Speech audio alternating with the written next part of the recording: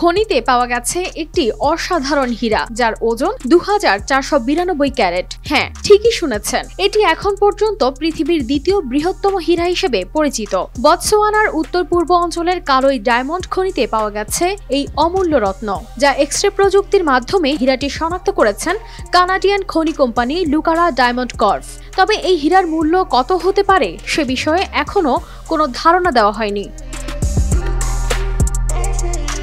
এর আগে 1905 সালে দক্ষিণ আফ্রিকায় 3106 ক্যারেটের একটি বৃহৎ হীরা পাওয়া গিয়েছিল, যা এখন পর্যন্ত সবচেয়ে বড়। পরে সেটিকে 9টি অংশে বিভক্ত করা হয়। সেই হীরার বেশিরভাগই বর্তমানে ব্রিটেনের রাজ পরিবারের মুকুটে শোভা পাচ্ছে। তাই নতুন হীরার মূল্য শুধু বতসোয়ানার নয়, বলা চলে গোটা বিশ্বের জন্যই বিশেষ। দেশটির প্রেসিডেন্ট এই আবিষ্কারকে স্বাগত জানিয়ে লুকারা ডায়মন্ড কর্পকে অভিনন্দন জানিয়েছেন। তিনি বলেন, এটি বতসোয়ানার জন্য অত্যন্ত গর্বের এবং সারা বিশ্বের জন্য এক অবিস্মরণীয় ঘটনা।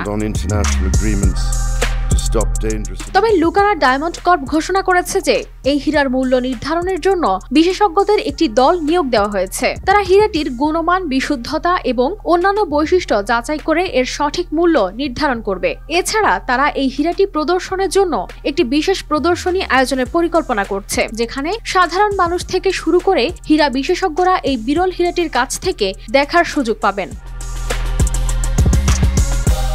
বতসোয়ানা সরকারও এই হীরার আবিষ্কারের কারণে দেশের পর্যটন খাতকে আরো জোরদার করার পরিকল্পনা করছে। তারা মনে করছে এই হীরার প্রদর্শনী দেশের অর্থনীতিতে একটি নতুন মাত্রা যোগ করবে এবং আন্তর্জাতিক মহলে বতসোয়ানার ভাবমূর্তি আরো উজ্জ্বল করবে।